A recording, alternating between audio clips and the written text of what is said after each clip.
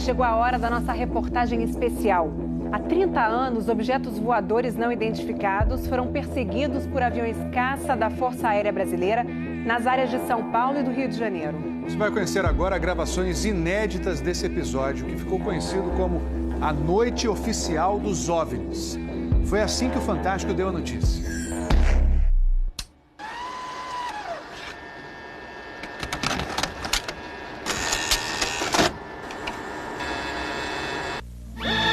Esta semana, altas autoridades militares do Brasil admitiram publicamente pela primeira vez ter visto objetos voadores não identificados, os OVNIs.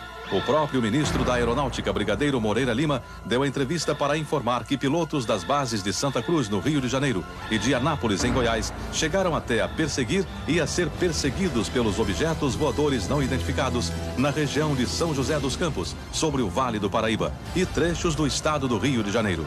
Eram 21 OVNIs, segundo os militares, que ficaram mais de 3 horas sobrevoando o território brasileiro na noite de segunda e madrugada de terça-feira. Toda vez que é detectado algum objeto não identificado, evidentemente há um processo bastante eficiente de verificar se foi alguma aeronave que está voando sem um plano de voo aprovado, etc. Mas quando se comprova que é algo diferente, as aeronaves então são acionadas. O que ocorreu foi que os radares detectaram vários objetos não identificados. Veja agora, minuto a minuto, o que aconteceu naquele 19 de maio. Às 8h30 da noite, um ponto luminoso é avistado pelo controlador de tráfego aéreo na torre do aeroporto de São José dos Campos, São Paulo. Um avião Xingu da Embraer se aproxima para pouso e o controlador pergunta ao comandante: "Você está vendo o ponto luminoso?" O Xingu confirma o avistamento, muda a rota e tenta se aproximar do OVNI.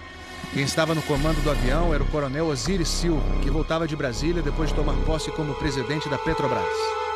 Eu vi um objeto luminoso no espaço, parecia um astro normal.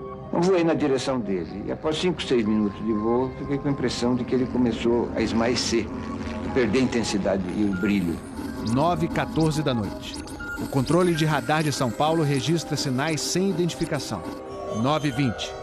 O controle aéreo em Brasília confirma a presença de objetos voadores não identificados. 10h23. O primeiro jato F-5 decola da base aérea de Santa Cruz, no Rio de Janeiro. Ele carrega armamento de guerra pronto para ser acionado. 10h45. O radar da base aérea de Anápolis, em Goiás, detecta sinais no radar. Um Mirage também armado decola em busca dos OVNIs. 11h15 da noite. O piloto do primeiro F-5 a entrar em ação avista um ponto luminoso e começa a perseguir o objeto voador não identificado.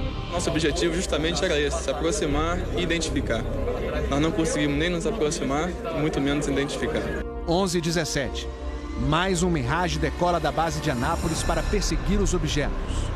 11h20.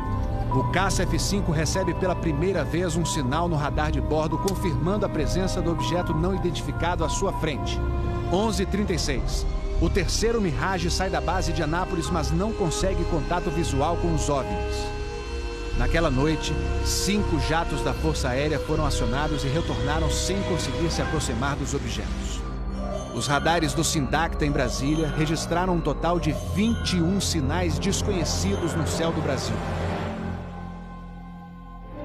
O grande personagem dessa história foi o controlador de voo que estava na torre de São José dos Campos. O sargento Sérgio Mota da Silva, que aparece nessa foto tirada na torre de São José poucos dias depois do incidente, foi quem deu o primeiro alerta sobre OVNIs. 30 anos depois, Sérgio, que hoje é controlador de voo civil, deu a primeira entrevista para uma TV. Ele preferiu não mostrar o rosto. Tem alguma coisa aqui no setor noreste de São José? Um farolzinho por lá? Eu estou olhando bem, o bicho está parado. Nem sobe, nem desce, nem vai para a esquerda nem para a direita. Está paradinho lá. Estou olhando, não é estrela não. É um farol. A olho nu parecia um avião. Quando coloquei no binóculo para observar, é que eu vi que ele era extremamente cintilante e multicolorido. Tinha vermelho, azul, branco, lilás, um monte de cores, com uma certa predominância do laranja, mas ele era muito bonito. O controlador pediu ao avião Xingu para tentar avistar o objeto. Eu expliquei a ele onde estava o objeto, pedi a ele que se ele tivesse avistamento, ele me informasse. Você permanece com ele à vista? Assim, vamos a ponta vista. Esse bem visível, poderia descrevê-lo? É uma estrela grande. Estrela grande e bem vermelha. Entendido, grande e bem vermelha. Controle de São Paulo será alertado. O controlador em São José dos Campos avisa ao controle São Paulo que o Xingu está perseguindo o OVNI. Positivo. Ele está perseguindo o troço. Está perseguindo o troço? Está indo atrás. Sério, está indo. Controle. Está vendo? Próximo de São Paulo, já da região do radar, esse objeto simplesmente desapareceu do radar. O Xingu também perdeu contato visual com ele. O avião Xingu abandonou a perseguição e pousou em São José dos Campos. Pouco depois, o controlador da Torre de São José alertou o controle São Paulo. Outros OVNIs estavam aparecendo no céu. Estou vendo 3 agora. São 3 luzes. Mas parecem estrelas. Mas o radar não pega estrelas. O que é isso? Você observa alguma mudança de cor, alguma coisa? Hoje inteiro. Aí movimento, né? Rapaz, eu não sei. Pra mim, olha, aqui tá parecendo uma estrela. Mas só que muda de cor bonito, rapaz. Tá vermelho, amarelo, branco. Tá dando um monte de coisa. Pô, tão barato isso aqui. Deve ter uns craques por aqui já pelas contas que eu tô fazendo aqui. Ainda bem que vocês estão vendo também. Senão eu ia pensar que eu tô ficando doido. Porra, rapaz. Tô arrepiado, meu irmão. Só dos pontos brancos afastados mais baixos. Estão entrando no alinhamento da pista. Além da cidade.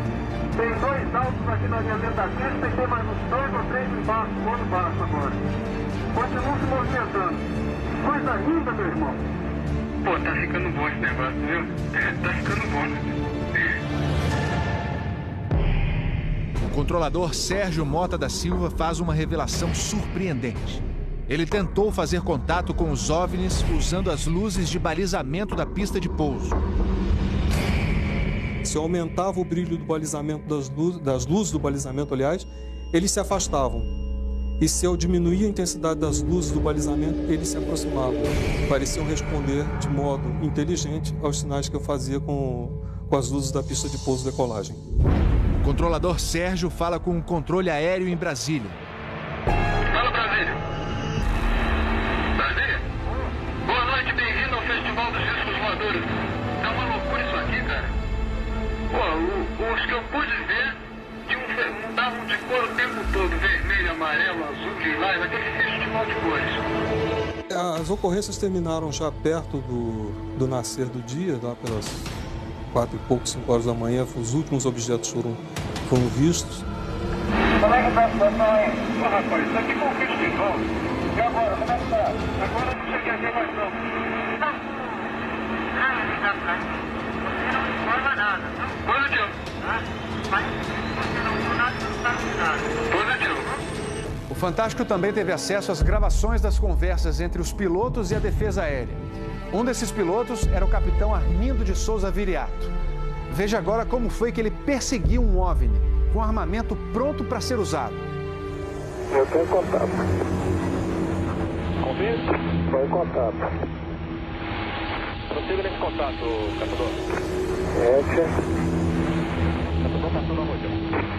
7. Caçador passando a Rojão. No código dos pilotos, isso quer dizer que o caçador, o avião caça, entrou na situação Rojão. O míssil está pronto para disparar. Prossiga nesse contato. Bom, tem Judite agora. 7. Judite significa que o alvo está no radar. Ou seja, o piloto pode atirar se for autorizado pela defesa aérea. Mas neste momento, o alvo se afasta em alta velocidade. Está aumentando. Aumentando a distância, confirma. Afirmativo. A distância está aumentando de novo aqui. 7. Passando rápido, né? Comportamento muito estranho, ok? O capitão Viriato falou sobre a incrível velocidade dos OVNIs numa entrevista ao Fantástico. Essa aceleração, o radar de Brasília chegou a pegar na época de defesa aérea, deu aproximadamente Mach 15. Isso aí daria em torno de 15 mil km por hora.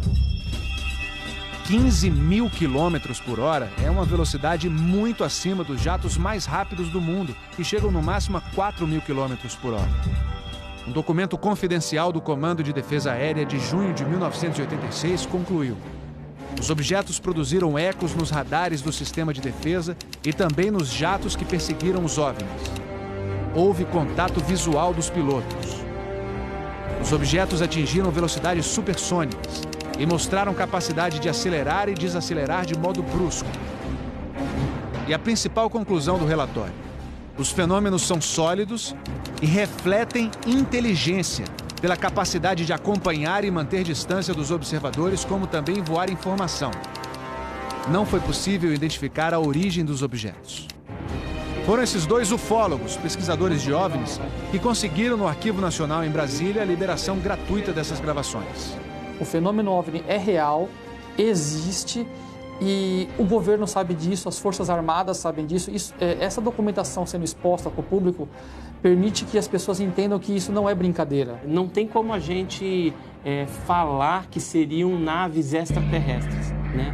Eram objetos voadores não identificados. Não podemos dar qual a procedência deles, qual a origem. É alguma coisa inexplicável do nosso ponto de vista tecnológico à época e mesmo ainda hoje. Boa noite, bem-vindo ao Festival dos Discos Voadores.